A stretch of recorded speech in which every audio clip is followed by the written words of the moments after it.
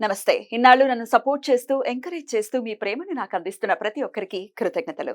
అలాగే ఈ వీడియో కూడా ఖచ్చితంగా మీకు ఉపయోగపడుతుంది. లైక్, షేర్ అండ్ సబ్స్క్రైబ్ చేసి మీ సపోర్ట్‌ని నాకు అందించండి. అలాగే ఈ వీడియో పట్ల మీకున్న అభిప్రాయాన్ని కామెంట్ సెక్షన్‌లో కామెంట్ చేసి తెలియజేయండి. ఇప్పుడు వీడియోని చూద్దాం. సూర్యోస్మి, నేను మీ విక్రమాదిత్య. ఆరోగ్యమే మహాభాగ్యం, ఆరోగ్యం భాస్కరాధీనం. ఆదివారం మద్యం, మాంసం, మైదనం వద్దు, ఆరోగ్యం, ఐశ్వర్యం వద్దు. మీరు ఆచరించండి, 10 మందిని ఆచరింపచేయండి. ఆచరించండి, ఆరోగ్యవంతులుగా ఉండండి. ఆచరించండి, ఐశ్వర్యవంతులు కండి. ఆచరించండి, ఆనందంగా జీవించండి. సూర్యోస్మి. నమస్తే, వెల్కమ్ టు అవర్ ఛానల్. నేను పద్మిని. ప్రస్తుతంతో పాటు ప్రముఖ ఆధ్యాత్మికవేత్త, సూర్య ఉపాసకులు, sun spiritual society founder Vikramaditya garu ఉన్నారు. మాట్లాడదాం. నమస్తే సార్. సూర్యోస్మి తల్లి, ఎలా ఉన్నారు సార్? సూపర్. మంగళవారం కదా, బాగున్నారా? హనుమంతుడు అనుగ్రహంతో, స్వామివారి ఆశీర్వాదంతో చాలా బాగున్నాను. ఎప్పుడు అలాగే బాగుండాలని మనస్ఫూర్తిగా కోరుకుంటూ, థ్యాంక్ యూ తల్లి. రేపు ఏకాదశి, పాల్గొన మాస శుక్లపక్ష ఏకాదశి తిథిని చాలా విశేషంగా ప్రతి ఏకాదశి తిథిని కూడా మనం వినియోగించుకుంటూ ఉంటాము. శుక్లపక్షంలో అంటే పాల్గొన మాస శుక్లపక్షంలో వచ్చేటటువంటి ఈ ఏకాదశిని అమలిక ఏకాదశి అని అంటారు అని చెప్పి చదవటం జరిగింది. మరి ఏకాదశికి చాలా విశేషంగా ఆ ఏకాదశి ప్రాముఖ్యతను చెప్తూ ఆ రోజున ఎలా వినియోగించుకోవచ్చు అనేది చెప్తూనే ఉన్నాం. మీరు ఒక వెజిటబుల్ థెరపీని కూడా ప్రేక్షకులకి పరిచయం చేస్తున్నారు కాబట్టి ఈ ఏకాదశి ప్రత్యేకించి ఆరోగ్యాని కోసం మాత్రమే పెట్టినట్టు శాస్త్రం పెట్టి ఉంది కాబట్టి రెండింటినీ సమన్వయపరుస్తూ చెప్పండి సార్. ఆరోగ్యాన్ని పెంపొందించుకోవడానికి ఈ ఏకాదశిని ఎలా వినియోగించుకోవాలి? ఆరోగ్యాన్ని పెంపొందించుకోవటానికి మాత్రమే ఏకాదశిలో 100%. అంటే ఇప్పటి వరకు చాలా మంది వాళ్ళతో చెప్పించావు, మళ్ళీ వీళ్ళతో ఎందుకు అడుగుతున్నావు, వీళ్ళతో చెప్పించావు, మళ్ళీ వాళ్ళతో ఎందుకు అడుగుతున్నావు. ఒకే ఏకాదశిని ఇన్నిసార్లు, ప్రతి నెల 2 సార్లు ఏకాదశుల గురించి మాట్లాడావు కదా. అంటే ఇంతకు ముందు ఎందుకు మనం ఇంతమందితో ఎందుకు చెప్పిస్తున్నావు అని కమెంట్స్ నాకు నవ్వుని తెప్పిస్తాయి. అంటే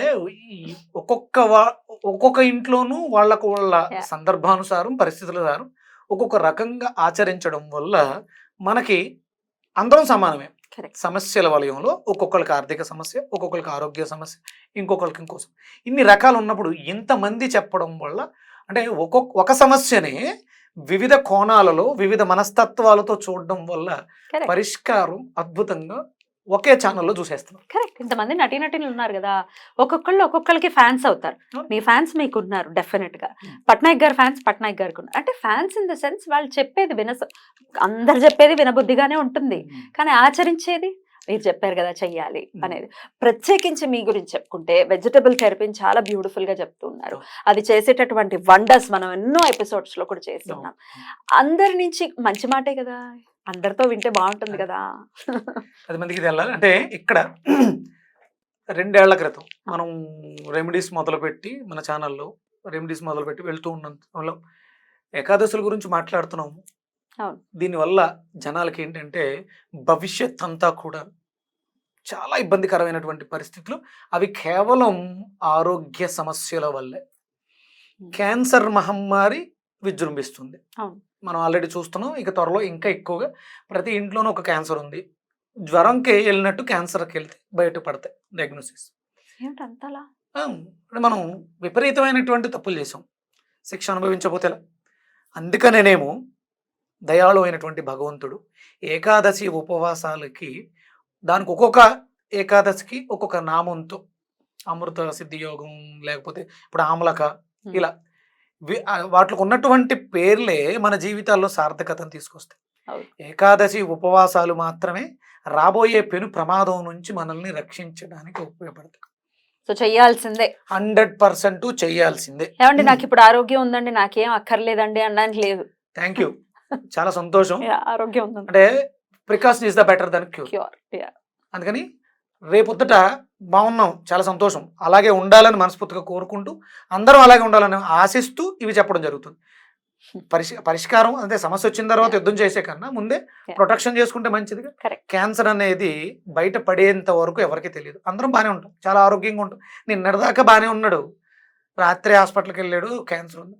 నాకు రీసెంట్గా ఒక ఫోన్, ఒక హాస్పిటల్కి సంబంధించిన వ్యక్తి, అప్పటి వరకు బాగానే ఉన్నాడు, కడుపు నొప్పో ఏదో అని వెళ్తే 3rd స్టేజ్ దాటేసింది క్యాన్సర్. ఏమిటి అప్పటిదాకా అసలు కనీసం అసలు తెలియదమ్మా, సిమ్టమ్స్ ఏమీ ఉండవు. ఎట్లాంటి క్యాన్సర్ కాల్స్ మీకు వస్తున్నాయి పేషెంట్స్ నుంచి? ఇప్పుడు ఎక్కువగా వచ్చేది లంగ్ క్యాన్సర్, విపరీతంగా వచ్చేది లంగ్ క్యాన్సర్, ఇంకొకటి స్టమక్ క్యాన్సర్. దేనివల్ల అంటే లంగ్ క్యాన్సర్ అంటే వాళ్ళు పొల్యూషన్, స్మోకర్స్ అయి ఉండక్కర్లేదు, మందు తాగక్కర్లేదు.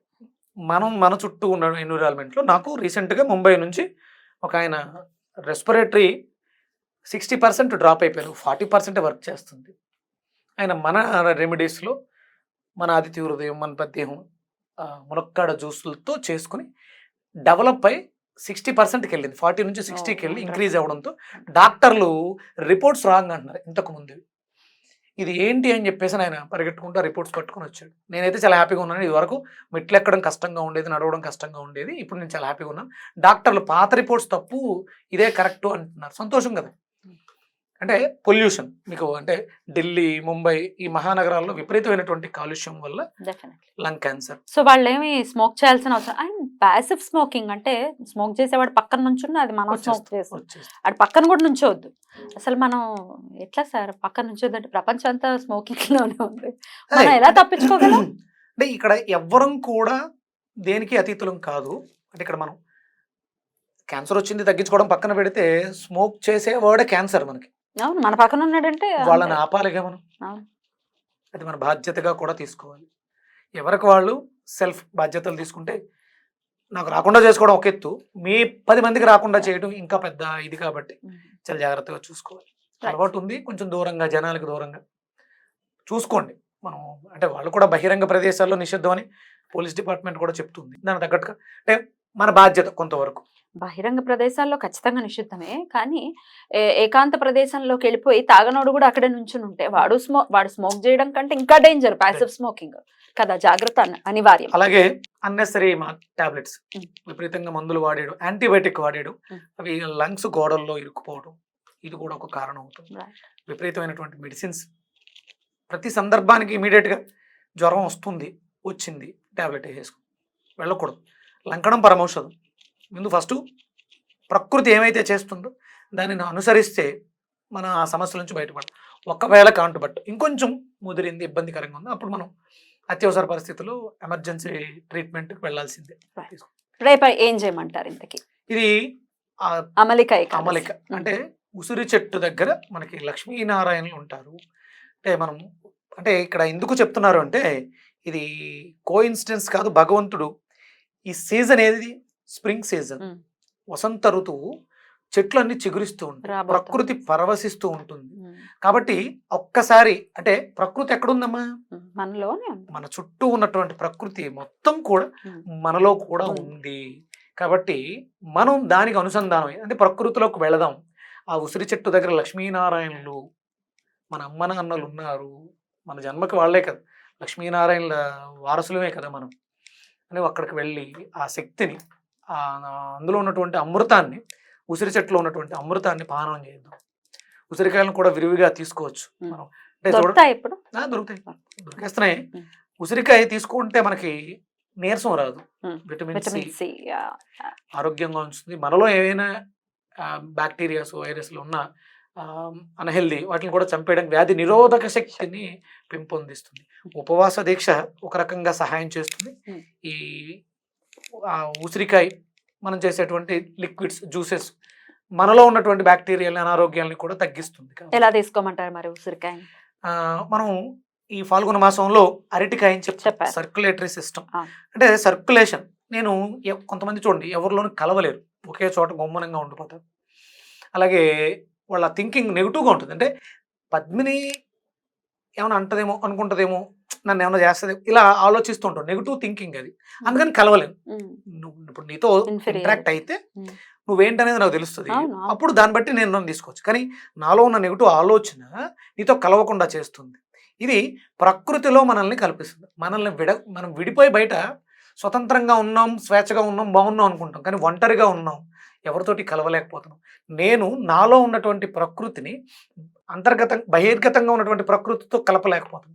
ఇది మిళితం చేయడానికి అరటికాయ, పచ్చి అరటికాయ అద్భుతంగా ఉపయోగపడుతుంది. సర్క్యులేషన్, వీళ్ళ కదలికలను తీసుకొస్తుంది. చాలా మందికి ఇది ఉంటుంది, బౌల్ సిండ్రోమ్, మోషన్ సరిగా అవ్వకపోవడము, వీటిలన్నిటికీ కూడా అద్భుతంగా ఉపయోగపడుతుంది. ఎలిమినేషన్ చాలా అద్భుతంగా జరుగుతుంది. అంటే ఇప్పుడు ఎలాగ మనం దశమి తిథి సాయంత్రం ఏమీ తీసుకోకుండా ఉండి అవును. ఏకాదశి అంతా ఉపవాసం ఉంటాం. ఈరోజు నైట్ అరటికాయ జ్యూస్ సగం తీసుకుని రేపు ఉదయం కూడా మనం జ్యూస్ రూపంలో ఉదయం మధ్యాహ్నం సాయంత్రం 3 పూట్ల కూడా జ్యూస్ని తీసుకుని అందులో ఉసిరికాయని కలుపుకొని నాటు ఉసిరికాయ లేకపోతే ఇప్పుడు ఏమో వేరేవి దొరుకుతున్నాయి కదా, అంటే ఆవకాయలో వేసుకున్న ఉసిరికాయ పర్వాలేదు, అదైనా ఏదైనా సరే పర్వాలేదు. ఉమ్. లేదు ఉసిరికాయ చూర్ణాన్ని కలుపుకొని ఉమ్. చూర్ణం దొరికేస్తుంది దొరుకుతుందా ఆయుర్వేదం స్టోర్? ఆయుర్వేద స్టోర్ లో ఉసిరికాయ చూర్ణం ఎంత వేసుకోమంటారు? ఒక స్పూన్ అమ్మ. ఉమ్. ఈ అరటికాయ జ్యూస్ చేసేసుకుని అమలా పౌడర్, అమల పౌడర్ మిరియాల పొడి, ఆ. సైంధవ లవణం ఉమ్. వేసుకుని ఆ జ్యూస్ ని, అంటే అనారోగ్యంతో బాధపడుతున్నాం, ఇది హార్ట్ సమస్యల నుంచి పరిష్కారం చూపిస్తుంది. ఉమ్. అలాగే వెరికోస్ వైన్స్ కి అద్భుతంగా పనిచేస్తుంది, వావ్. చాలా అవసరం. ఉమ్. అలాగే పిల్లలు నెగిటివ్ గా ప్రవర్తిస్తున్నారు, వాళ్ళ మనస్సుని బుద్ధిని కూడా మారుస్తుంది, ఇది అద్భుతంగా ఉపయోగపడుతుంది. ఇది మన ఆరోగ్యాన్ని మెరుగుపరుచుకోవడంతో పాటు మన సొసైటీలో వ్యవస్థని కూడా మెరుగుపరచడానికి ఉపయోగపడుతుంది. Right, beautiful beautiful. అయితే ఉసిరి చెట్టు దగ్గర ఉండటము, ఉసిరికాయతో మీరు ఇప్పుడు చెప్పినట్టుగా అరటికాయ ఉసిరికాయని కలుపుకొని జ్యూస్ గా స్వీకరించడం. ఇక ఏకాదశి ఉపవాసం ఎలాగో మనకు తెలిసిందే. పారణ సమయం ఒకసారి చెప్పండి. మనకి ద్వాదశి తిథి మధ్యాహ్నానికి వస్తుంది, 1 గంట నుంచి 4 చిల్లర వరకు, కాబట్టి మధ్యాహ్నం వరకు. లాస్ట్ ఏకాదశి కూడా అంతే ఇలాగే జరిగింది, బహుళపక్ష మాఘ బహుళపక్ష హరివాసరం వచ్చింది, ఈసారి కూడా వస్తుంది. కాబట్టి మధ్యాహ్నం వరకు కొంచెం ఓపిక పట్టి మళ్ళీ ఇంకొకసారి అరటికాయ జ్యూస్ తీసుకోవచ్చు. ఇది ఎలాంటి హాని కాదు, మనకి ఎనర్జీ కావాలి, శక్తి కావాలి, పదార్థం కాదు. మిగతావి మనం వండుకుని తినేవన్నీ కూడా పదార్థాలు, శక్తిని తయారు చేసుకోవాల్సి వస్తుంది. ఇది ఇస్తే ఇమీడియట్ గా ఎనర్జీని తయారైపోయి ఉంటుంది, బాడీకి వెళ్ళిపోతుంది, కాబట్టి నీరసం రాదు. ఒకవేళ మనకి సర్క్యులేటరీ డిజార్డర్స్, బ్లాక్స్ ఉన్నాయి, ఇవన్నీ కూడా క్లియర్ అయిపోతాయి. బ్యూటిఫుల్ బ్యూటిఫుల్, చాలా చాలా అద్భుతంగా చెప్పారు. ఆరోగ్యమే మహాభాగ్యం. మనం మళ్ళీ ఆరోగ్యవంతులు చేసిన వాళ్ళు అవుతాం, కాబట్టి ఇదొక భగవత్ సేవ. బ్యూటిఫుల్, చేయాలి. తప్పకుండా తప్పకుండా చాలా అద్భుతంగా వివరించారు sir. Thank you so very much. నమస్తే. సూర్యస్మృతి.